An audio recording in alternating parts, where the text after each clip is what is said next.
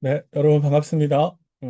이 시간에는 강의 12번째 시간이고요. 요한복음 9장 35절부터 10장 끝까지 같이 한번 가보도록 하겠습니다. 이제 이렇게 가면 요한복음 이제 절반 가까이 오게 된 건데요. 너무너무 이제 여기까지 오시느라고 수고가 많으셨는데 여기에서 이제 또 포기하지 마시고 이런 기회를 통해서 요한복음 끝까지 한번 요한복음 어떤 말씀인지 좀 깊이 생각하시면서 우리 삶에 좀 잘 적용했으면 좋겠습니다. 자, 10장 구성 계속 보여드렸고요. 이건 뭐 이미 이제 보여드리지 않아도 괜찮을 것 같고, 이것도 이제 지난 강의 시간에 보여드렸습니다. 7장과 8장 그리고 9장으로 넘어오는 요 연결관계를 제가 말씀을 드렸었고, 그래서 요 앞 강의 시간에 제가 요 빛이라고 하는 게 중요해서 스피노프 돼서 이 맹인의 치유 사건을 보여준다. 이렇게 이제 말씀을 드렸었어요. 그래서 그거 좀 잘 기억하시면 좋을 것 같고요. 혹시 이제 이거 바로 들으시는 분 계시면 앞으로 가셔서 이 부분 좀 같이 확인해 보시면 좋을 것 같아요. 구성도 제가 계속 말씀을 드렸습니다. 9장부터 10장까지 어떻게 구성되어 있느냐라고 하면 이런 방식으로 구성되어 있습니다. 그래서 예수님께서 사역을 쭉 하시고 수련절까지 하시고 난 다음에 다음 사역을 위해서 준비하시면서 세례 요한이 사역했던 곳으로 되돌아가시는 것들을 볼 수 있습니다. 그런데 이제 우리가 좀 살펴보려고 한 요 본문은 이제 이렇게 구성되어 있습니다. 맹인을 치유하시고 그 치유한 것 때문에 바리새인들이 맹인과 맹인의 부모를 불러서 신문했죠. 그런데 이제 그 이후에 이제 오늘 저희가 살펴볼 본문은 예수와 맹인이 만나고 그리고 난 다음에 예수님의 말씀하시는 것을 들으면서 바리새인들이 끼어들어요. 그러면서 논쟁하게 됩니다. 예수님은 아마 그 말씀은 바리새인들이 있다는 걸 염두에 두시면서 하셨을 것 같은데요. 9장 39절이 그런데 그래서 예수와 바리새인 사이에 논쟁을 10장까지 가고요. 10장 22절에 있는 이제 수잔절에 일어난 것도 똑같이 이렇게 되어 있습니다. 이거는 이제 9장 1절부터 10장 21절까지 구성을 보면 이렇게 왔다 갔다 하는 구성으로 되어 있다. 이 구성의 흐름을 좀 잘 이해하시고 보시면 좋을 것 같아요. 지금까지 우리가 어떻게 됐냐라고 하면 예수님께서 안식일 날 앞을 보지 못하는 사람을 고쳤어요. 그리고 난 다음에 사람들이 되게 놀라고 그 사람을 바리새인으로 데려가면서 왜 안식일 날 치유가 일어났지 조사하는 과정들을 쭉 이제 세 차례에 걸쳐서 보여주었습니다. 근데 그 과정이 그 신문의 과정 속에서 뚜렷하게 바리새인과 이 앞을 보지 못했던 시각장애인 그리고 시각장애인과 부모가 대조를 이루면서 누가 빛을 보고 있는지 보지 못하는지를 우리에게 잘 보여주고 있죠. 그런데 한 가지 치유받은 사람이 예수를 부인하지 않고 예수가 자신을 치유해 준 것에 대해서 부인하지 않았지만 그렇다고 해서 예수가 그리스도고 예수가 하나님의 아들이심을 고백하는 데까지는 아직 나아가지 않았단 말이에요.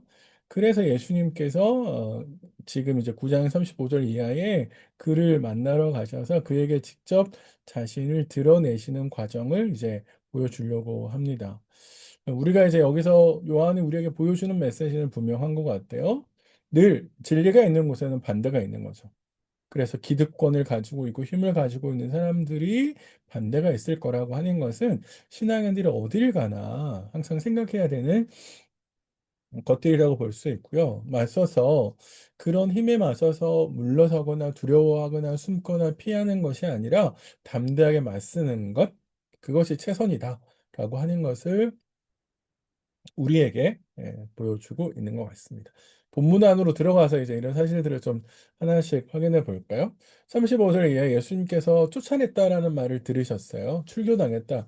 어렵고 힘들 거잖아요. 그래서 그에게 가서 진짜로 당시에 종교적 테두리, 안정감, 거기서부터 비록 나왔지만 근원적인 안정감이 되시고 근원적인 공동체가 되시는 예수님께서 자신을 품으려고 이 사람을 품으려고 가셔서 초대하시는 걸 볼 수 있습니다. 내가 인자를 믿느냐? 이렇게 물어보시는데 인자라는 말은 예수님께서 하나님께서 세우신 구별하신 그래서 사명을 가지고 이 땅에 오셔서 죄로부터 자기 백성을 구원해 가시는 그 역할을 이제 의미할 때 이런 말 쓰시죠. 믿어라는 말은 믿으면 좋겠어, 믿어야 돼라고 초청하시고 권유하시고 그렇게 이야기하시는 것이죠. 그래서 믿고자 합니다라고 이야기하죠. 이 사람이 누군지 가르쳐 주십시오. 그러면 내가 믿겠습니다. 굉장히 긍정적인 태도를 가지고 있잖아요. 이제 그러면서 이 사람에게 하는 말이 지금 말하는 자가 그다라고 하면서 자신이 인자라고 하는 그리스도라고 하는 것을 이 사람에게 이야기해 줍니다. 내가 그를 보았거니와 지금 너와 말하는 자가 그이니라라고 예수님께서 이릅니다. 사마리아 여인에게 하셨던 거하고 똑같죠. 사마리아 여인에게도 사장의 기억을 한번 되돌려 보십시오. 예수님께서 처음에 매개체 물을 매개로 해서 말씀을 시작하시면서 야곱보다 더 큽니다. 그리고 쭉쭉쭉 나아가서 결국에는 예수님께서 그 메시아라고 하는 것을 드러내셨죠. 여기에서도 그렇게 이야기합니다. 근데 되게 재밌는 건 뭐냐면 이 사람이 예수님을 고백하잖아요. 믿잖아요. 그리고 절까지 하거든요. 이거 참 우습죠? 첫 만남에서 예수를 본 건데 눈으로 예수를 확인한 건 처음이잖아요. 그런데 바로 이 사람이 예수님을 믿어요. 이게 신앙은 연수하고 상관이 없는 것 같아요. 그렇게 보면. 물론, 오래된 연수가 가지고 오는 힘이 있죠. 그걸 부정하는 게 아니라, 오래됐다고 해서 신앙이 깊어지냐? 그건 아닌 것 같습니다. 짧다고 해서 신앙이 없는 거냐? 그건 또 아닌 것 같아요. 뭔가 여러 가지 이제 우리가 이야기할 게 많겠지만, 그래서 예수님을 오래 본 사람들, 이제 딱 떠올리는 사람들이 제자들이었잖아요. 6장에 예수님의 말씀을 딱 시험이 들어서 그 말씀을 딱 듣고 떠나간 제자들이 있었잖아요. 그런 거 생각해 보면 신앙과 신앙의 깊이와 연수는 비례하지 않는다. 우리가 그걸 잘 이해하면 좋을 것 같고요. 그러니까 내가 교회를 오래 다녔다고 해서 내 신앙이 자동적으로 성장하냐? 그것도 아닌 것 같아요. 그죠? 부단히 노력하고 애쓰고 그런 것들이 필요하다라고 하는 것들을 이해했습니다. 그래서 고백하는 이 사람의 내용을 보면 주여 내가 믿습니다 하고 절을 합니다. 예수라는 그다음에 신문 과정에서 선지자라고 고백합니다. 그리고 나서 주여라고 고백하죠. 분명하게 인식을 한다라고 하는 걸 이야기할 수 있고 그리고 내가 믿습니다라고 말하고 절을 합니다. 예수님을 향해서 예수님을 믿습니다라고 말하면 예수님께서 구체적으로 하나님께서 보내신 분, 그래서 하나님의 일을 하시는 분, 더 나아가서 하나님의 아들이시고 하나님이시라고 하는 것을 믿습니다. 이렇게 나가는 거고요. 절을 했다라고 하는 것은 예수가 가지고 있는 권위, 예수가 가지고 있는 지위에 대해서 순종하고 순복하고 그 권세와 그 지위를 온전히 인정한다라는 것이겠죠. 그래서 이 사람이 온전하게 예수님을 수용하고 받아들이면서 신앙 고백하러 왔습니다. 자, 이 사건을 두고서 예수님께서 39절에 딱 가면 되게 충격적인 말씀을 하십니다. 그러면서 그게 시발이 되어서 이제 여기 모여 있는 바리새인들과 막 논쟁을 하는 장면들이 쭉 길게 이제 10장 21절까지 이어지는데요. 그 문단이 구성이 이렇게 되어 있습니다. 예수님께서 처음에 어떤 말씀을 딱 던졌어요. 심판하러 오셨다라고 이야기하시면서 그러면서 우리도 맹인인가라고 받아쳐요. 그럴 때 예수님께서 대답을 해 주시는 게 크게 두 가지고 그 두 가지 대답에 대해서 분쟁이 일어납니다. 중간에 한번 돌을 6절에 보면 제자들이 아니 그 바리새인들이 잘 못 알아듣는 내용이 있어요. 그래서 예수님이 다시 설명하시긴 하는데 이걸 다시 한번 저희가 살펴보시면서 구체적으로 한번 들어가 보시죠. 자, 예수님께서 39절에 갑자기 이렇게 이야기하세요. 내가 심판하러 이 세상에 왔으니 보지 못하는 자들은 보게 하고 보는 자들은 맹인이 되게 하려 함이라라고 이야기합니다. 어, 눈을 뜨게 하셨잖아요. 앞을 보지 못하는 사람을 앞을 보게 하시면서 이걸 매개로 해서 예수님께서 뭐라고 이야기하냐면 내가 세상에 왜 왔느냐? 심판하라기 위하여 왔다. 이렇게 이야기하시죠. 근데 원래 앞에서 요한복음에서 내가 구원을 위해서 오셨다고 계속 이야기하잖아요. 그런데 구원을 위해서 오시면 필연적으로 심판이 생길 수밖에 없죠. 구원의 과정에서 하나님의 구원을 수용하지 않고 거절하는 사람들에게는 심판, 즉 은혜를 거부하는 사람들에게는 심판이 있을 수밖에 없죠. 그래서 그 결과가 뭐냐? 심판의 결과가 뭐냐면 맹인. 그러니까 앞을 보지 못하는 사람은 어떻게 되는 거요? 보게 되고 본다라고 말하는 사람은 보지 못한다라고 이야기하는 겁니다. 여기에서 이게 이제 이사야 6장 10절과 이사야 42장 19절 나중에 한번 보세요. 이게 구약에서 하나님께서 이사야 선지자를 통해서 이사야를 보내시는 이유를 이제 설명하시는 대목이거든요. 그렇게 하도록 하기 위해서 이야기하고 있는데요. 음, 여기에서 이제 우리가 기억해야 될 건 보지 못하는 자들은 뭐냐면 영적 어둠에 있어서 자신의 힘으로 그 영적 어둠을 깨칠 수 없고 그래서 겸손하게 자신의 구원을 기다리는 사람들, 인정하는 사람들, 그 사람들이 보지 못하는 자들이죠. 그래서 지금 우리가 앞에서 보았던 이 맹인, 시각장애인, 이 사람은 대표적으로 보지 못하는 자들이었는데 보게 된 사람들이었죠. 네, 그런데 보는 자들이라고 말하는 사람들이 있어요. 예수님께서 여기서 보는 자들이라고 말하는 사람들은 어떤 사람들이냐면 스스로 알고 있다라고 생각하는 사람들. 딱 떠오르시죠? 우리가 앞에서 계속해서 주목해 왔던 사람들이 있었죠. 그 사람들 누구예요? 바리새인들이었죠. 바리새인들은 스스로 본다고 생각하잖아요. 스스로 알고 있다고 생각하잖아요. 자신들의 진리의 수호자고 하나님의 율법을 거룩하게 잘 지키는 사람들이라고 그렇게 이야기를 하잖아요. 바로 그러한 사람들은 아니다라고 이야기하는 거죠. 사실 그런 사람들을 보지 못하게 만들어서 결국은 진리를 깨닫지 못하게 하기 위함이다라고 예수님께서 이야기하죠. 그러니까 딱 이 이야기를 들으니까 바리새인들이 뭐야, 이게 우리한테 이야기하는 건가? 우리를 지금 빗대서 이야기하는 건가? 라고 이야기하면서 사실 자신들이 해당 사항이 되는지 의심쩍어서 우리한테 하는 말인가? 우리도 맹인인가? 라고 이야기하는 거죠. 그러니까 이 말은 뭐예요? 나는 보고 있는데, 우리를 지금 보지 못하는 사람으로 취급하는 건가? 우리를 진리를 모르는 저 무식한 백성들과 같은 부류라고 생각하는 건가? 그렇게 이야기하는 건가? 라고 해서 굉장히 거칠게 항의하는 겁니다. 자, 그때 예수님께서 그들에게 이야기하는 게 41절 말씀입니다. 너희가 맹인이 되었더라면 죄가 없으려니와 본다고 하니 너희 죄가 그대로 있느니라. 이 두 문장을 끊어서 한번 생각해 보죠. 첫 번째 문장이요. 너희가 맹인이 되었더라면 죄가 없다.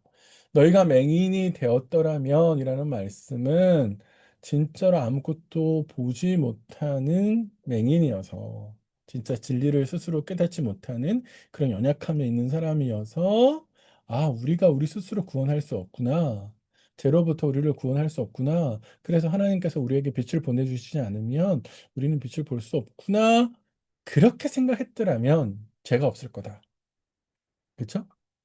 그래서 그러면 그렇게 되려면 빛을 주시면 그 빛을 주신 예수님을 영접하는 거니까 그 예수님을 영접하면 당연히 예수를 거절한 것에 대한 책임이 없는 거겠죠. 그래서 이 바리새인들이 하나님 앞에서 그렇게 될 건데 그런데 바리새인은 어떻게 했어요? 본다고 말하잖아요. 자꾸 우리는 아는데 우리 율법을 아는데 그 말은 뭐예요? 너희가 진짜로 그렇게 중요하고 생각하는 그 율법, 그 율법의 빛으로 만족해서 그 결과로 너희가 본다라고 말을 한다면 사실은 어떻게 해서요? 안다라고 그것 때문에 참 빛을 배척하고 있잖아요. 그래서 너희 죄가 그대로 너희 안에 있게 되는 거야. 예수님께서 뭐라고 이야기하십니까? 너희 지금 하나님의 아들이 아니야라고 이야기하는 거고 8장에 거슬러 올라가면 너희 하나님의 자식이 아니라 마귀의 자식이야. 너희 사탄 압이 있는 마귀를 닮아서 그렇게 하고 있어. 라고 이야기하고 있죠. 이게 이제 요한복음의 서론에 은혜 위에 은혜 더라라고 지금 저희가 그때 했었잖아요. 기억나세요?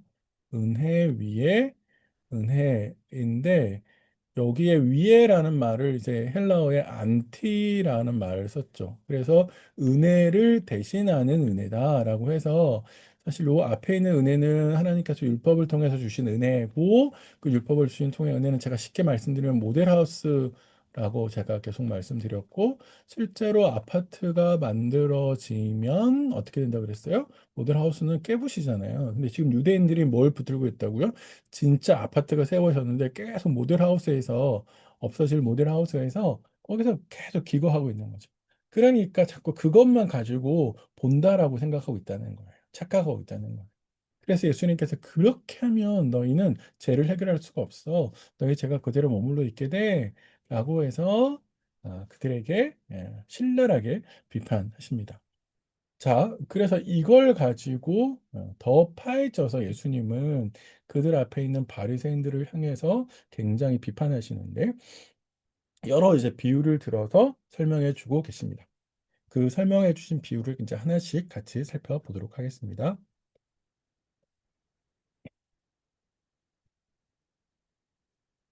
어, 하나씩 이제 보실까요? 네, 예수님께서 말씀하시는 비유는 10장 1절부터 21절까지 이제 이어지는데 구성이 이렇게 되어 있어요. 예수님께서 비유를 말씀하시고 유대인들의 반응이 나와요.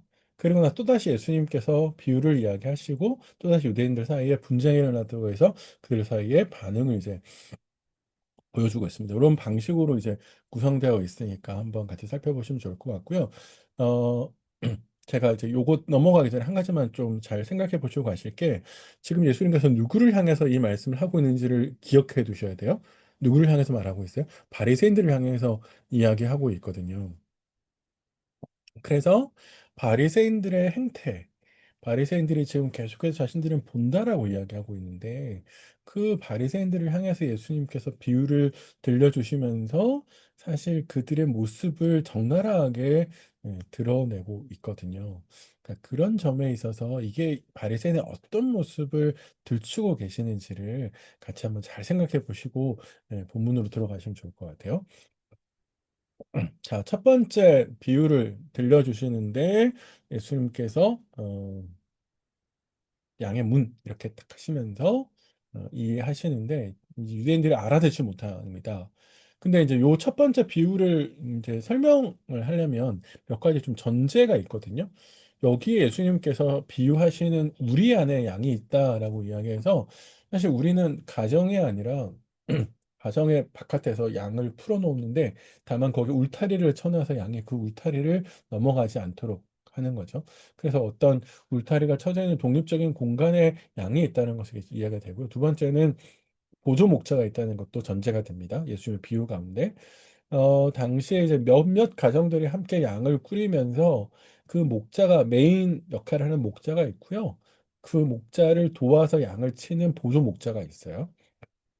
네, 그래서 문을 지키게 하는 보조 목자가 있다는 것도 말씀하시고요. 목자와 문에 대한 이야기도 하십니다. 권한이 있는 그러니까 양을 돌볼 수도 있고 양을 가지고 있는 주인이 된 목자는 당연히 이제 문을 통해서 우리로 들어가죠.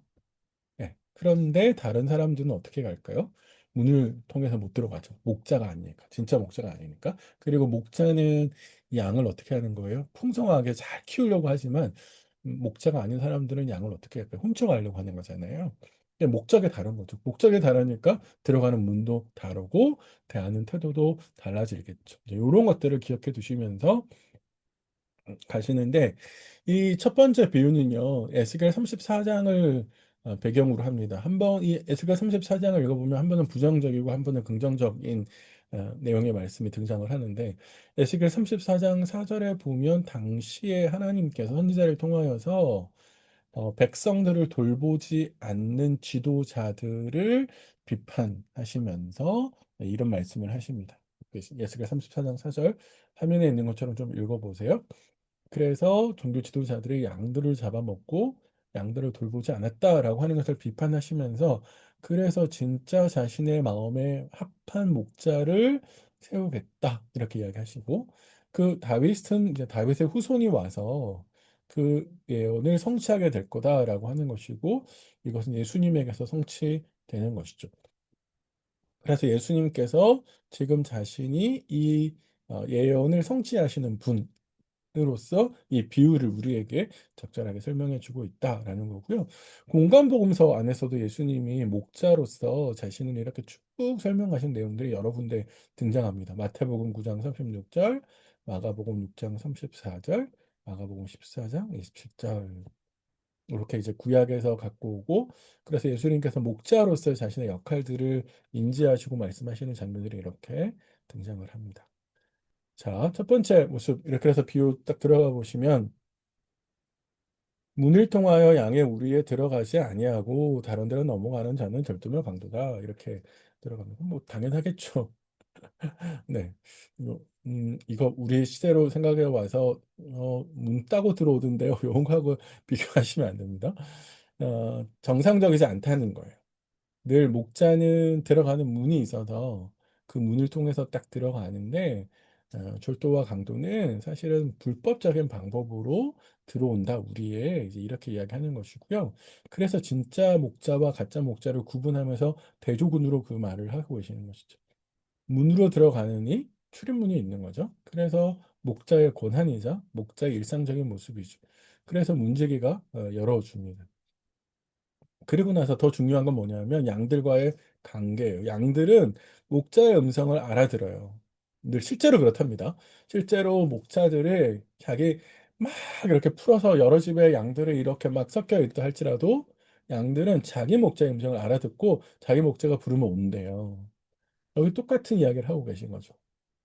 목자의 부름, 양의 반응을 통해서 보면 목자가 자기 양을 부를 때 양은 목자의 음성을 알아듣고 반응하면서 쫓아오는 것이죠. 그래서 그 반응에 쫓아오는 양들을 목자는 어떻게 해요? 인도하죠. 그래서 부르고 오고 같이 인도해 가면서 그들에게 풍성한 꿀을 먹이는 것이죠. 다른 사람이 부르면 당연히 안 가겠죠. 자기 목자가 아니니까. 음, 근데 이제 우리가 이런 이야기를 이제 저희가 쭉 이제 하면 사실 예수님께서 지금 요 비유를 가지고 말하는 것들을 우리가 잘 한번 생각해 보실 필요가 있는데요. 어, 지금 예수님께서 진짜 목자의 모습, 양과 목자의 관계를 부르고 간다라고 이야기를 하고 있잖아요. 음,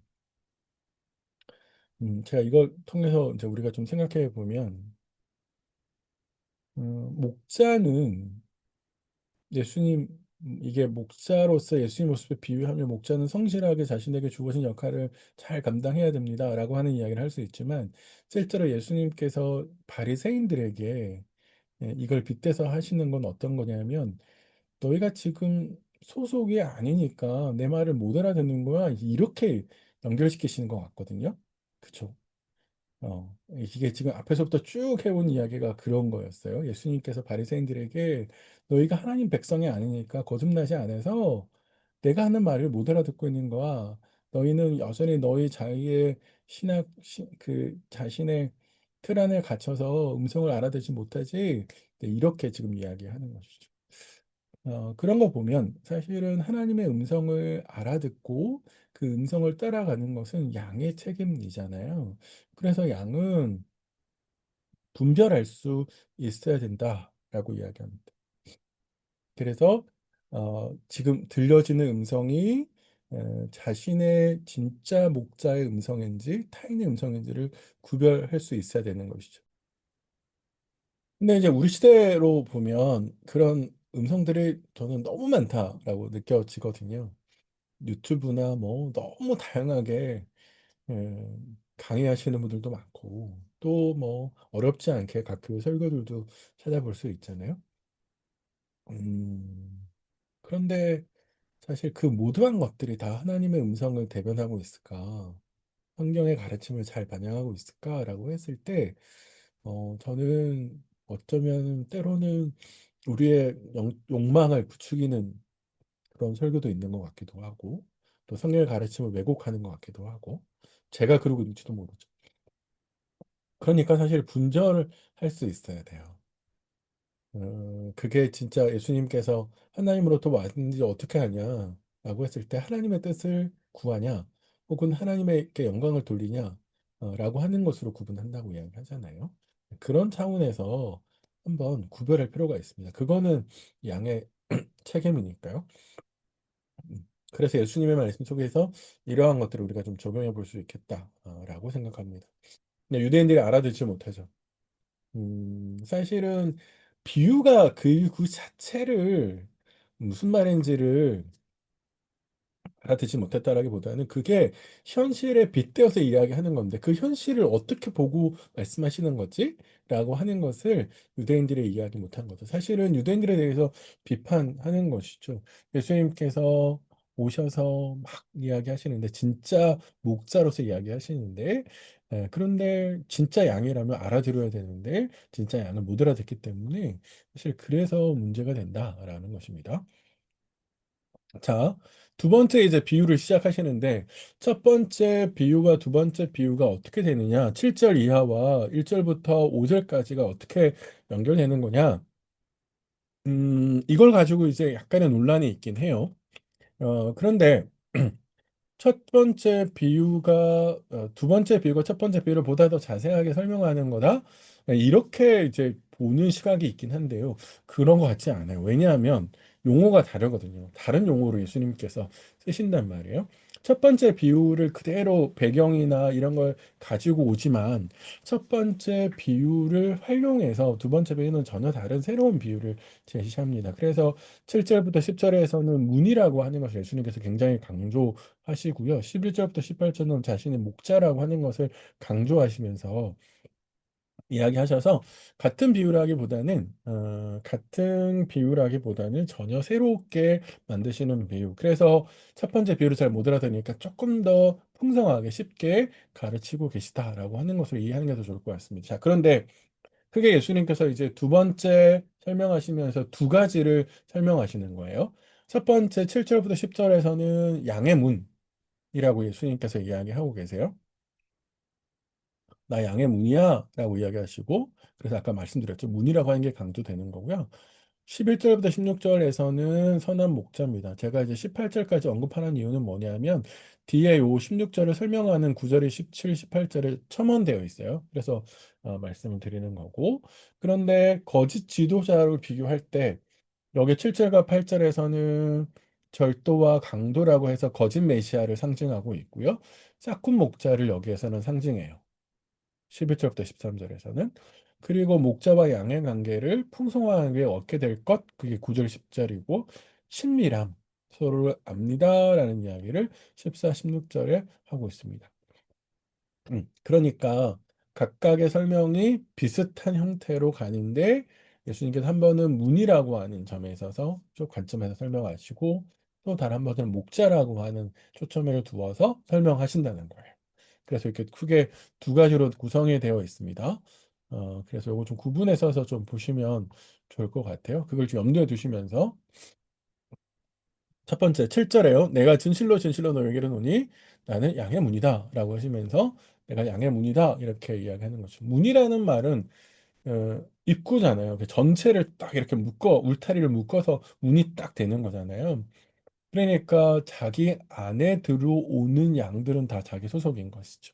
그걸 강조하는 거죠. 그래서 예수님을 통해서 그 우리 안으로 들어갈 수 있고, 그러려면 당연히 예수님의 음성을 잘 알아 들어가야 되는 거고, 그분의 말씀을 잘 지키고 순종하는 것이죠.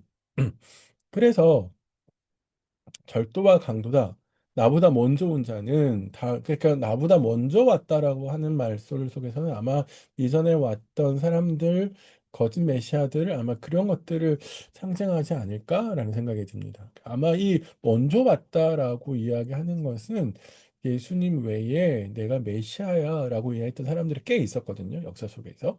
아마 그 사람들을 지칭하는 것 같아요. 선지자들은 아닌 것 같아요. 선지자들이라기보다는 아마 이제 거신 메시아라고 보는 사람들이 맞겠다라고 이야기하면서 그들과 비교하면서 자신이 목자다. 그래서 아니 자신은 문이다. 그래서 문으로서 구원에 이르는 하나님 백성이 되는 길을 독특하게 이제 이야기하신 것이죠. 그래서 7절과 8절은 아까 설명드렸던 것처럼 가짜하고 대조시키면서 예수님 자신의 역할을 이렇게 강조했다면 9절부터 10절에 있는 이야기는 양들과 자신이 가지는 관계를 통해서 문으로서 역할을 강조하죠.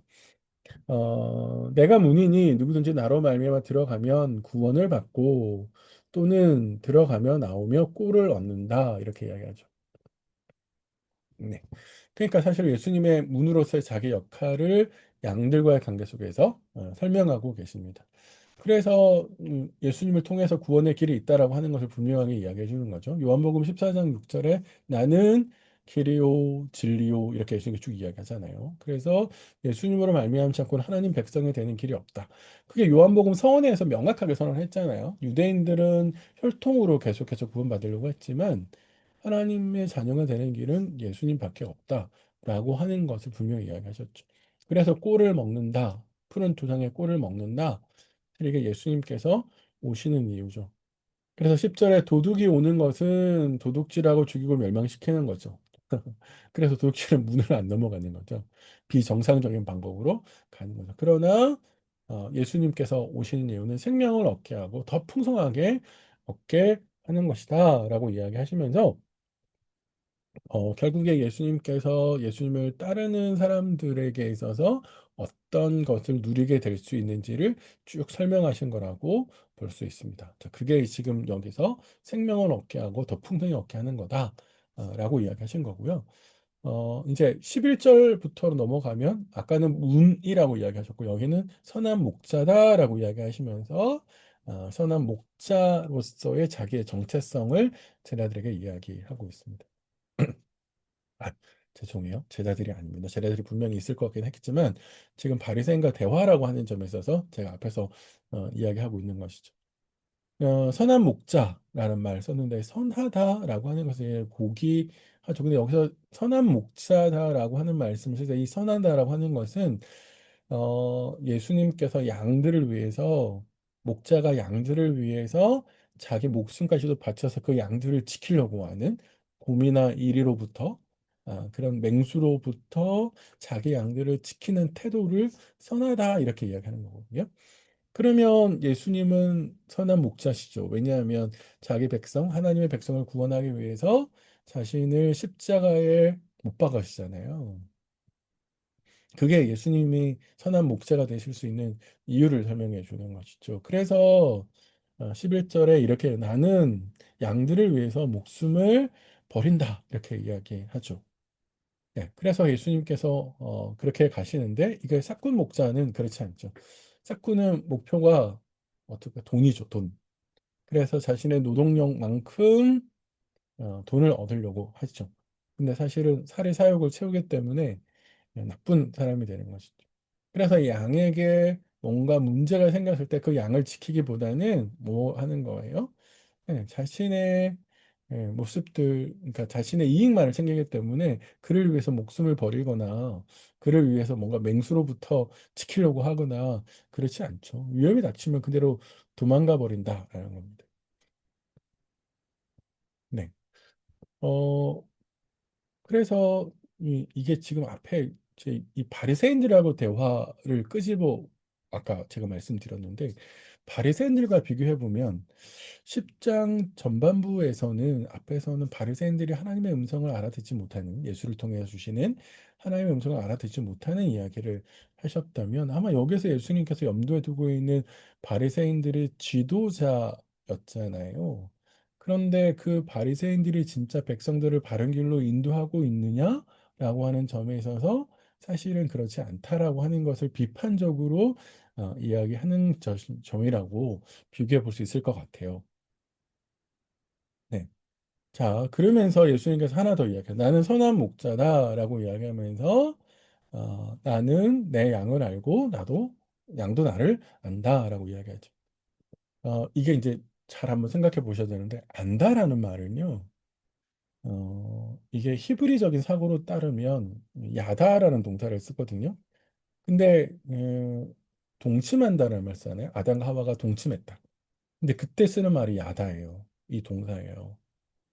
그러니까 그 단순한 지식으로 이해하는 것이 아니라 교제를 통해서 살을 맞대면서 경험을 통해서 쌓여가는 그런 것들이 음, 안다라는 말이거든요. 그럼 이거는 하나님 주님과 우리가 알아요라고 이야기했을 때 그 말은 단순하게 성경에 예수가 이렇게 이렇게 하셨다라고 하는 지식을 이해한 것이 아니라 그 말씀을 가지고 살아내어서 경험이 쌓여서 생기게 되는 지식인 거죠. 네, 그러니까 요게 안다라는 말은 단순하게 그런 것이 아니라 하나님의 말씀을 따르고 순종하고 살아낸 것을 전제로 하는 것이죠. 네, 그거 전제가 되는 겁니다. 네, 그래서 그런 사람들을 위해서 하나님의 말씀을 끝까지 지키려고 하는 사람들을 위해서 예수님께서 목숨을 버리시는 거죠. 그리고 그 목자는 우리 안에 있는 양들뿐만 아니라 우리 밖에서 우리 안으로 들어오지 못하고 있는 사람들에까지도 관심을 가지죠. 그래서 여기 나와 있는 이제 말씀은 16절인데요.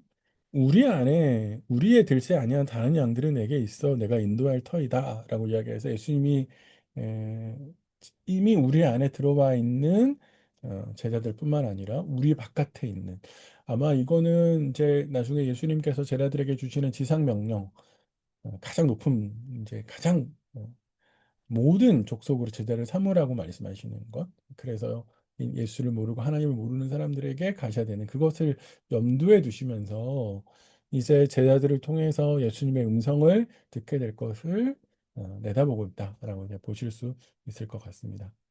17절, 18절은 이제 부언인데요. 어떤 특정에서 부언을 하시냐면 11절과 15절에 보면 예수님께서 공의 양들을 위해서 자기 목숨을 버리시는 목자의 희생에 대해서 이야기하시는데 17절과 18절은 그거 희생에 대해서 좀 더 부연해서 설명하는 말씀입니다. 그래서 예수님 자신이 진짜 목자다라고 하는 것을 언급하시는 것이고 그래서 이제 바리새인들이 유대인들이 자신을 잘 받아들여야 될 것을 이야기하시는 것이죠.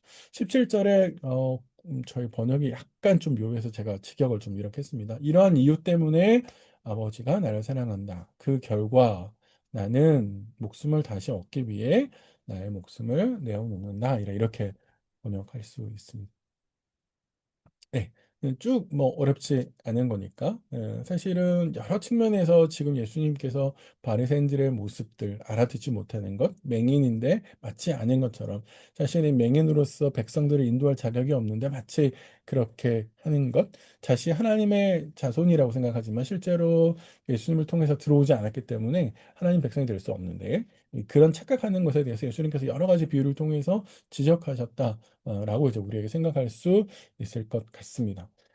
음, 예수님 말씀이 참 이렇게 우리에게 생각해야 될 점들을 많이 이제 에, 생각해 주고 있는데요.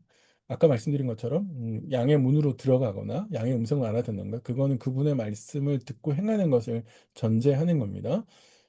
그걸 생각하지 않고는 이해할 수 없는 말씀이라고 볼 수 있고요. 두 번째는 가짜 목자와 진짜 목자를 비교하시면서 예수님께서 그렇게 이야기하잖아요. 진짜 목자는 양들을 위해서 목숨을 버린다. 이렇게 이야기하시는 걸 통해서 위급한 상황이 되면 누가 진짜인지가 드러나죠.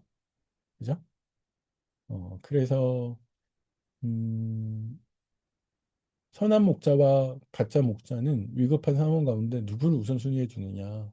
진짜 목자는 양들을 우선순위에 두잖아요. 그래서 그 양들을 지키려고 하지만 가짜 목자는 양들만 이용해서 배를 불리려고 하죠. 그게 이제 저는 우리 시대에 싹군 목자들이 많고 사실은 백성들을 이용해서 자신들의 이익을 챙기려고 하는 바리새인과 같은 사람들이 우리 시대에도 저는 많다라고 생각을 합니다. 물론 제 자신도 그러한 사람이 되지 않으려고 노력하고 있는데, 네. 성도들을 이용해서 자신의 배를 채우려고 하는 것, 그건 참 적절하지 않죠. 그래서 성공을 지향하는, 그래서 큰 예배당을 짓고 사람들을 많이 끌어들이고 그들로부터 대접을 받으려고 하는 모습들, 적절하지 않습니다. 사실 그런 걸 통해서 우리는 말씀할 수 있고요. 음, 그 다음에 진짜 양이냐 가짜 양이냐 이것도 생각해 볼 수 있는데 예수님은 자꾸 안다라는 말을 했고 그 안다라는 말은 순종을 전제한다고 말씀드렸습니다. 그러니까 순종하는 사람이 누구냐라는 걸 통해서 진짜 양인지 아닌지를 알 수 있다는 거예요.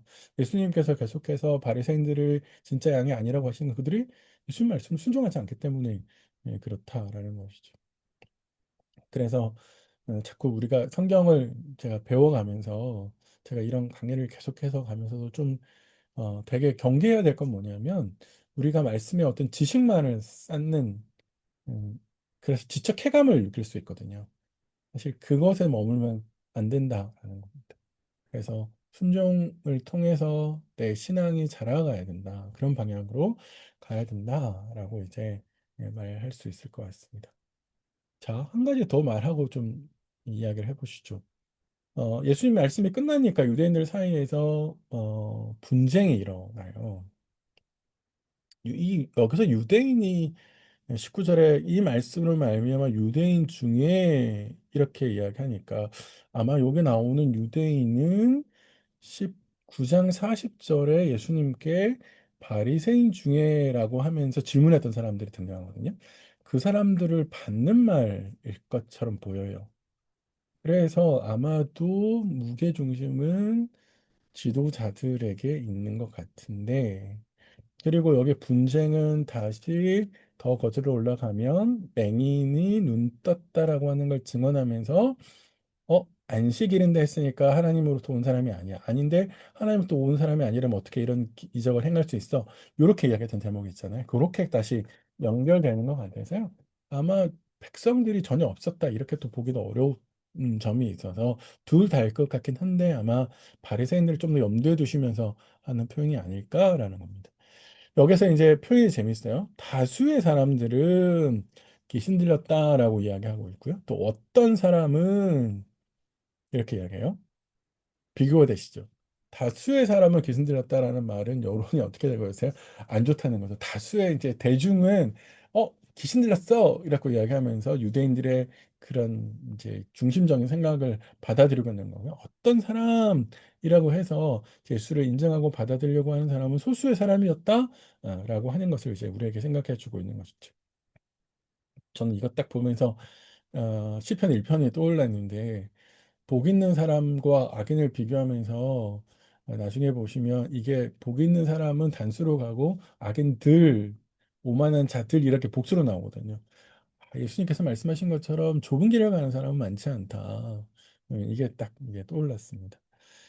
음, 이제 이걸 쭉 이렇게 저희가 와서 여기서 딱 한 가지 생각해야 될 건 누가 맹인이냐, 누가 눈이 가렸냐라고 하는 것은 예수를 누가 영접하느냐에 따라서 달라진다라고 이야기하는 것이죠.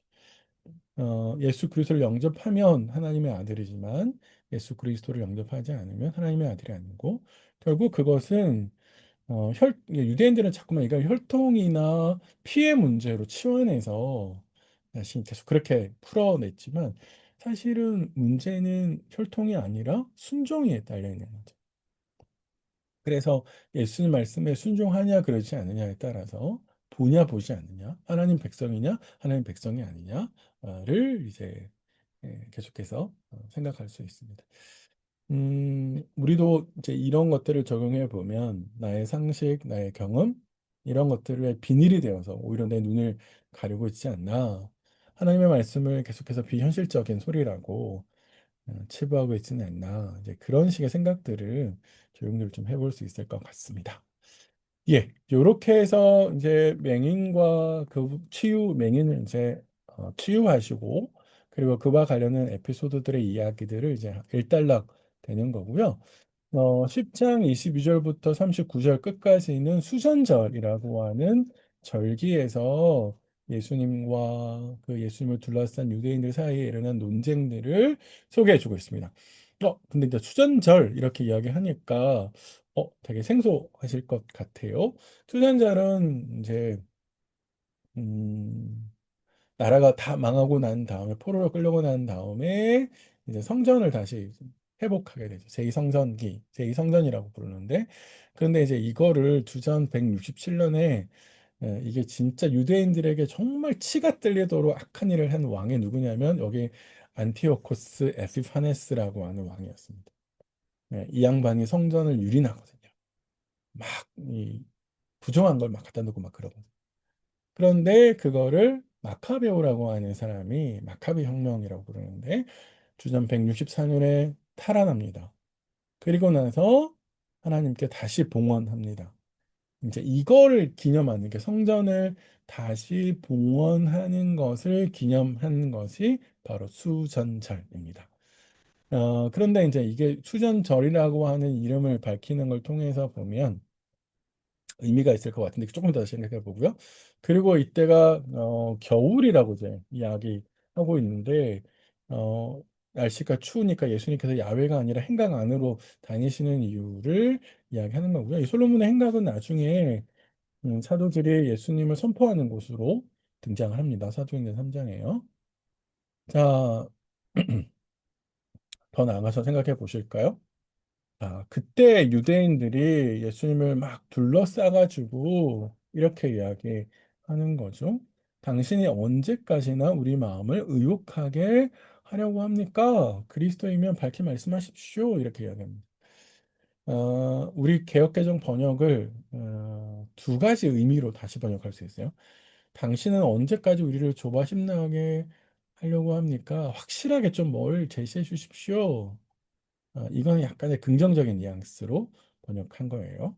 그러니까 뭔가 이게 좀 약간 뭐가 아닌데, 어, 그런 것 같긴데, 약간 이런 거 같고요. 두 번째 번역은 당신은 언제까지나 우리의 화를 돋우려고 하냐라고 하는 말은 사실은 부정적인 거. 그러니까 예수를 좀 더 거절하고자 하는 마음이 강한 생각들을 이제 우리에게 이야기해 줍니다. 그래서 그리스도이면 밝히 말씀하십시오라고 이야기하는 것이죠. 음, 이제 왜 근본적으로 이제 이러한 질문들을 하게 되는 이유는 뭐냐면 당대 사람들이 메시아와 그리스도에 대해서 가지고 있는 상이 있었거든요. 자기 상이 있었단 말이에요. 그런데 예수님께서 오셔서 보여준 모습은 그 상이랑 좀 거리가 있었어요. 당시 사람들은 정치적으로 로마로부터 독립시켜줄, 그래서 힘이 있는, 군사적으로 힘이 있는 그런 메시아가 올 거라고 기대를 했었습니다. 그래서 오면 나라를 회복시킬 거라고 생각을 했었죠. 그런데 예수님 오셔서 보여주는 모습은 그런 것이 아니었잖아요. 그렇다고 해서 예수님께서 전혀 힘이 없었냐? 예수님 이적을 행하기도 하시면서 사람을 살리기도 하시면서 이거는 11장에 나오네요. 어쨌든 죽은 병든 사람들 우리가 10장에 창세 이후로 맹인을 눈뜨게 하는 거 못 봤어라고 이야기한 것 같은 그런 기적을 행하셨죠. 하지만 예수님은 사람들이 기대하는 메시아가 아니라 하나님께서 그들에게 필요하다고 생각하신 것을 행하시는 분이시잖아요. 그런 점에 있어서 예수님은 자꾸 그런 정치적인, 그래서 예수님 자신이 행하셔야 되는 사명을 어그러뜨리는 그런 모습의 메시아는 피하신 거거든요. 그래서 예수님은 당신의 방식대로 당신의 뭐 어떤 메시아인지를 보였는데 사람들은 그걸 거절한 거죠. 이게 참 우리에게 아이러니인데요. 우리는 내 생각과 내 틀 안에 보여지는 현상을 가두려고 해요. 이게 안 되는데도 불구하고 반대로 가셔야 돼요. 반대로. 어떻게 해요? 내 생각을 넓히면 되잖아요. 지금 유대인들이 자신들이 가지고 있는 생각의 틀 안에 예수님이 들어오지 않으면 예수님이 보여주시는 대로 그들의 메시아상을 다시 만들어야 되는데 그걸 하지 않았다라는 거죠. 이게 참 어렵습니다. 예수님께서 그러한 사람들에게 이야기하십니다. 뭐라고 이야기하세요? 내가 안 보여줬니? 한마디로 말하면 이제 이런 거죠. 내가 안 보여줬어? 내가 다 보여줬는데 예수님께서 이렇게 이야기하시는 것처럼 보입니다. 내가 너에게 말하였는데 믿지 않았다 이렇게 이야기하는 거죠. 그러니까 자꾸만 너희들이 원하는 방식의 말을 하지 않았을 뿐이지 이렇게 이야기하시는 것이죠. 나는 이미 내가 누군지 내가 행한 일을 통해서 다 보여줬어. 38년 된 병자, 그다음에 날 때부터 맹인된 사람을 고치는 것. 사실 그거는 하나님께서 행하고 계시다라고 하는 것에 대한 명확한 증거이죠. 그런데 너희는 안 믿었어. 왜? 내 양이 아니므로.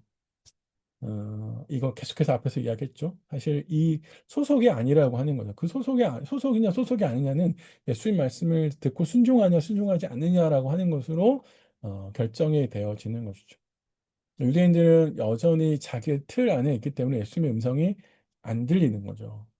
네. 그 틀을 깨야 되는데 그 틀을 깨고 오지 못해서 계속해서 듣지 못합니다. 그래서 사실은 그들에게 지식이 없어서 그렇다? 아니죠. 지식이 없어서가 아니라 뭐가 없는 거예요? 소속이 아니기 때문에 그렇다라고 예수님께서 이야기합니다. 그리고 예수님께서 너무 작게 너무 희미하게 이렇게 분명하게 말씀하지 않아서 그렇다? 사실 그렇지 않죠. 유대인들이 자기 편견 속에 갇혀서 자기 전제 속에 갇혀 있었기 때문에 그래서 예수님의 우리 안에 예수님께서 만드시는 옷은 그 우리 안으로 들어가지 않았기 때문에 자꾸만 안 들리는 거거든요. 그러니까 이게 마치 혹시 니고데모의 안경 이런 표현 들으신 적 있으세요? 누구나 세계를 바라보는 세상을 바라보는 관이 있잖아요. 근데 그 세상을 바라보는 관이 좁고 협소하면 정확하게 보지 못하겠죠. 마치 우물안 개구리처럼 되겠죠. 근데 그거를 깨치고 나와야 되는 거지. 근데 바리새인들은 자신의 가지고 있는 신학과 틀이 옳다라고 생각했기 때문에 예수님께 나오지 않았다라고 이야기할 수 있습니다. 그래서 예수님께서 쭉 이야기해 주시는 것이죠. 25절과 26절에서는 내 양이 아니니까 안 믿었어 라고 이야기했는데 27절과 30절은 내 양의 모습이 어떤 건지를 쭉 예수님께 설명하십니다. 그러니까 이게 사실은 유대인들은 지금 뭘 잃게 되는 거냐면 하나님 백성의 지위를 잃게 되는 걸 예수님께서 이렇게 이야기해 주시는 거거든요. 예수를 영접하지 않으니까. 영접하는 자, 곧 그 이름을 믿는 자들에게는 하나님의 자녀가 되는 권세를 주셨는데 사실 유대인들은 그 권세를 잃어버리게 되는 거다라고 볼 수 있습니다. 제가 넘어가기 전에 한 가지만 더 지적하고 갈게요. 이 바리새인들의 예수님을 향한 이 질문이요. 어쩌면은 그들이 진실을 알고 싶어 하는 욕구일 수 있고, 진리를 향한 열정, 갈망? 뭐 그렇게 표현할 수도 있을 것 같은데, 사실 그들이 보이고 있는 태도를 따르면 그건 진리를 향한 갈망이 아니라 자신들의 신앙을 통한 신앙 안에서 예수를 검열하겠다라고 하는 태도와 다르지 않아요. 그렇죠? 자신의 틀을 이렇게 딱 만들어 놓고 그것에 부합하지 않기 때문에 예수를 계속해서 거절하고 밀어내고 있는 것이거든요. 그러니까 똑같은 우를 우리가 범할 수 있다라고 하는 점을 잊지 마셨으면 좋겠습니다. 네, 그거 하나 말씀드리고 싶어서 제가 흐름을 잠깐 깼습니다. 27절부터 30절은 25절과 26절을 이어받고 있는데 25절과 26절은 바리새인들을 향해서 너희 내 양이 아니야 라고 말씀하셨고 27절부터 30절은 그러면 예수님 양은 뭔데? 라고 하면서 이야기해 주고 있는 것이죠. 그건 예수님과 아주 친밀한 관계다라고 하시면서 내 양은 내 음성을 들으며 나는 그들을 알며 그들은 나를 따른다라고 해서 지금 나를 따르지 않고 내 음성을 듣지 않는 이 유대인들과 아주 대조하시죠. 그리고 나서 예수님의 인도를 따라오면 그 결과가 어떻게 이런 거냐. 내가 그들을 인도하고 그들이 나를 따르면 그들에게 영생이 있게 될 거다라고 하고 그 영생은 멸망치 않게 하는 것이고 아버지께서 주시는 것이니까 누구도 아버지의 손에서 빼앗을 수 없지라고 하시면서 예수님을 따르는 자들이 가지게 되는 결과를 비교하죠. 그러면 이거는 거꾸로 뒤집으면 지금 예수를 영접하지 않고 거절하고 오만한 검열을 하고 있는 유대인들은 어떻게 되는 거예요? 못 얻는 거죠. 네. 누구보다도 그들은 하나님의 백성으로서 자신의 하나님 백성됨을 부정하지 않았는데 확신했는데 예수의 말씀은 청천벽력과 같이 사실 그들에게 그게 없을 거다라고 이야기하십니다. 30절 끝에 30절은 왜 이게 되느냐? 아들과 아버지의 손에서 빼앗을 수 없냐? 지금 아들이 하고 있는 이 영생을 아들이 주는데 왜 그러냐라고 하면 사실 아버지와 내가 하나이기 때문이다라고 30절은 근거 이야기를 하는 겁니다. 이게 이제 물리적으로 하나다 이런 뜻이 아니라 한 마음이라고 하는 거죠. 쉽게 말하면. 그래서 아버지와 아들이 한 마음으로 온전히 하나, 한 팀이 되어서 사역을 하고 있다라고 이야기합니다. 이게 이제 되게 충격적인 사실은 뭐냐면 앞에 유대인들이 그리스도예요? 아니에요? 좀 밝히 속 시원하게 말하세요. 라고 이제 오만한 검열의 잣대를 딱 들여냈을 때 그에 대한 대답으로 예수님께서 하시는 말씀이 나 다 이야기해줬어. 근데 더 나아가서 더 충격적이게도 뭐라고 이야기해서 나와 아버지는 어떻다고요? 하나야. 원팀이야. 이제 이렇게 이야기하고 있죠. 그러니까 더 충격적인 이야기를 듣게 되는 거잖아요. 그래서 충격적인 이야기를 들었을 때 유대인들은 뭐라고 이야기하냐면 사실 그들의 지식으로 그들의 신학으로 이거를 수용하지 못했기 때문에 터쳐 거부하는 거거든요. 그러니까 돌로 치려 하는 겁니다. 자기의 틀이 틀렸다고는 꿈에도 생각하지 않고 있는 거죠. 5장 18절, 8장 59절, 그리고 지금 여기에서 예수가 모두 하나님과 동등하다라고 하는 측면에서 이야기를 했을 때 사실은 이제 모두 다 이 반응이 나옵니다. 신성모독이라고 생각하면서 나오죠. 그래서 신성모독이야 라는 식으로 이 사람들이 몰고 가는데 예수님께서 신성모독? 왜? 이제 이렇게 반론을 제기합니다. 내가 아버지로 말미암아 여러 가지 선한 일로 너에게 보였다. 하나님의 뜻을 행하는, 하나님께서 내게 주신 사명을 행하는, 순종하는, 그거를 내가 이때까지 쭉 해왔는데, 그래서 그 모든 것들이 다 선한 것인데, 도대체 뭐가 내가 너에게서 돌을 맞을 일을 한 적이 있냐? 이렇게 이야기를 하니까 이 사람들이 뭐라고 해요? 신성모독한 거잖아. 이렇게 이야기하는 거죠. 33절에 보세요. 신성모독으로 인함이라 내가 사람이 되어서 자칭 하나님이라고 이야기한다. 이렇게 이야기하는 거죠.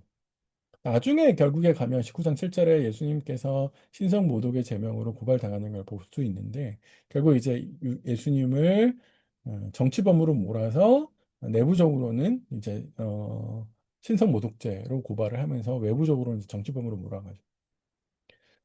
왜 신성모독이 되냐라고 하면 지금 눈앞에 보이는 예수님은 인간의 모습이잖아요. 자꾸 인간의 모습으로 보인 사람이 내가 하나님이야 라고 지금 선언을 하고 있잖아요. 내가 하나님과 같은 분이야. 하나님 같은 반열에 서 있어. 이렇게 이야기를 하니까 어, 하나님과 인간은 비교할 수 없는 하나님과 인간은 비교가 불가능한 존재적인 간극이 있는데 그 모든 걸 다 뛰어넘고 뛰어넘어서 바로 하나님 창조주라고 하니까 기가 막힐 노릇이죠. 그런 측면에서 신성모독이라고 말한 것일 수 있고요. 반대로 근데 지금 눈앞에 보이는 예수는 인간이고 그 인간이 하나님일 수 없기 때문에 하나님과 나와 같애라고 말하는 건 거꾸로 하나님을 인간의 수준으로 격화시키는 거죠. 그러니까 자신들이 신봉하는 그 하나님을 깎아내리니까 용납이 안 되는 거죠. 네, 그러니까 신성모독이다 라고 지금 돌로 치료했다라고 설명하는 거죠. 어, 여러 번 계속해서 반복 말씀드리지만 자기 신앙 안에 모든 걸 다 가두려고 하기 때문에 그래요. 조그마한 그 신앙 안에 세상을 만드신 창조주를 갖다 놓으려고 하니까 우리도 그런 우를 범하거든요. 우리의 생각 안에, 우리의 판단 안에 하나님을 가두려고 합니다. 그래서 검열하죠. 사실 아니라고, 저는 그렇지 않아요. 라고 이야기하실 수 있지만 사실 우리도 우리 사이가 우리도 모르는 사이에 그걸 다 이해합니다. 사실 성육신의 교리를 어떻게 알겠어요, 그 사람들이. 그러니까 이해 못하면 겸손하게 물어야 되는데 자꾸 자기들이 알고 있는 신학적인 틀 안으로 성육신의 교리를 다 끄집어 오려고 하니까 이런 배탈이 나는 것이죠. 우리도 그럴 수 있죠. 내가 알고 있는 신학, 내가 알고 있는 지식으로 계속해서 하나님께서 하시는 일들을 판단하고 잣대를 들이밀려고 하는데요. 반대로 가야죠. 하나님이 하시는 일을 내 신학 안에 가두지 말고 하나님 하시는 일을 통해서 내 신학을 넓혀가야죠. 내 생각을 넓히고 내 신앙의 지경을 넓혀야 됩니다. 그래서 우리 그렇게 가야 됩니다. 예수님께서 신성모독? 뭐야? 아니야. 라고 하시는 이야기를 율법을 통해서 특별히 시편 82편 6절의 말씀을 인용하시면서 반박하십니다. 하나님의 말씀을 받은 이를 신이라고 지칭한다.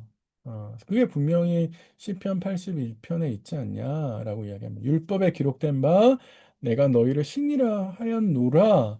자, 이 말씀을 사실은 이제 시편 82편 6절이 누구를 향해서 하신 말씀인지 약간의 논란이 있는데 예수님이 이걸 어떻게 해석하시는 거냐면 하나님으로부터 율법을 받은 이스라엘 백성들을 향해서 하나님이 너희가 율법을 받았으니까 신이라고 한다. 너희를 신이라고 칭하겠다라고 말씀하셨다고 이해하시는 것이죠. 그러니까 보세요. 성경 안에 분명히 율법 안에 그들이 그렇게 중요하게 생각하는 성경 안에 뭐가 있어요? 신이라는 단어가 하나님 외에 다른 백성들을 지칭할 때 쓰이고 있잖아요. 만약에 유대인의 논리라면 누가 문제가 돼요? 당장 하나님 자신이 신이 아닌데 신이라고 부르니까 하나님 자신이 문제가 되잖아요. 그러니까 분명히 성경에 그렇게 기록되어 있는데 너희가 지금 내 말에 기분 나쁘다고 명백하게 기록되어 있는 그 성경을 폐할 수 있냐? 그러면 안 되지. 예수님께서 그렇게 이야기하시는 거죠. 그래서 신성모독이라고 말할 수 없다. 특별히 어, 예, 하나님으로부터 보냄을 받은 자, 율법을 받은 사람들을 신이라고 지칭했는데 하나님으로부터 표상의 보냄을 받은 자, 예, 그를 신이라고 하는 것이 뭐가 문제가 되냐? 특별히 하나님의 사자로서의 사명을 가지고 있는데, 특별히 거룩하게 하신 분인데, 세상을 죄로부터 구원하시기 위해서 자신의 아들을 거룩하게 구별해서 세우셨는데, 그래서 수전절은 다시 봉헌해서 하나님께 드린 것을 기념하는 거라면 그 수전절을 배경으로 예수님은 자신의 성육신한 몸을 하나님께 드릴 건데 그래서 구별됐는데 뭐가 문제지? 예, 그래서 하나님의 아들이 왜 신성모독을 한다라고 말하는 거냐라고 이해합니다. 예수님은 사실 이걸 통해서 유대인들이 편파적으로 성경을 이해하고 있고, 그리고 그들의 성경을 이해하는 관심과 방향이 틀렸다라고 이해하고 있는 것이죠. 그래서 비판하셨다라고 볼 수 있습니다. 자, 그러면서 예수님 끝으로 가셔서 그들을 권유하시는 걸로 끝납니다. 자꾸 너희가 내가 초라한 모습을 와가지고 이러고 있어서 너희가 안 믿을 거 싶어 하는 것 같은데 내가 한 것들을 잘 생각해 봐. 그거 진짜 하나님이 보내지 않으셨으면 할 수 있겠어? 이렇게 이야기하는 거죠. 그래서 내가 지금 인간의 몸을 입고 와가지고 나 자신을 믿지 못하더라도 내가 행한 것들은 진짜 고려해 봐야 되지 않겠니? 그래서 아버지께서 하나님께서 너희가 그토록 신봉하는 그 하나님께서 내 안에서 일하고 있는 증거가 아니겠니? 그래서 나를 받아들여야 되지 않겠니? 이렇게 권면하시는 걸로 매듭이 됩니다. 그 사람들이 예수를 잡으려고 하지만 예수님께서 벗어나셨다라고 이야기하면서 이제 이 문단이 마무리되고 있는 거죠. 우리에게 이제 생각하는 것은 명백합니다. 생각해야 될 것은 뭐냐? 우리가 우리의 좁은 식견 안에, 좁은 생각 안에 가두면 안 된다는 거죠. 하나님을 가두면 안 된다라고 하는 것을 우리에게 이 본문이 명백하게 가르쳐 주고 있습니다. 자, 그러면서 10장 40절부터 42절에 이제 문단을 마무리하면서 예수님께서 처음에 세례 요한이 세례를 베풀던 곳으로 가서 거기서 과하셨고 그리고 사람들이 많이 믿었다라고 되어 있는데 우리가 이제 여기서 중요하게 생각해야 될 건 뭐냐면 요한이 세례 베풀던 곳으로 갔다라고 이야기했습니다. 요한이 세례 베풀던 곳은 어떤 곳이었냐면 요한은 음, 예수님께서 사역하실 수 있도록 사람들을 준비시킨 사람이죠. 아마 예수님께서 여기를 가셨다라고 어, 사도 요한이 우리에게 이야기해 주는 것은 어쩌면 예수님께서 이제 11장부터 제가 이제 요한복음 처음 말씀드릴 때 그 표적이라는 표현을 말 썼는데 진짜로 이 세상에 오신 근원적인 이유가 십자가를 지시기 위함이잖아요. 그걸 준비하시기 위하는 시간으로 가질 수 있다라고 하는 것으로 이해할 수 있습니다. 그래서 11장부터의 초점은 더 명확하게 예수님께서 죽음을 향해서 예비하시고 가시고 계신 것을 우리에게 이야기해 주고 있고요. 분량적으로 보더라도 11장 이후에서 상당수 많은 장들을 예수님의 공생의 사역에서 할애하고 있는 걸로 봐서 그걸 되게 중요하게 생각하고 있다라고 하는 것을 우리에게 이야기해 주고 있습니다. 많은 사람이 예수를 믿었다라고 이야기하는 것은 요한의 말에 굉장히 신빙성이 있다라고 하는 것을 우리에게 이야기해 주는 것이라고 볼 수 있겠습니다.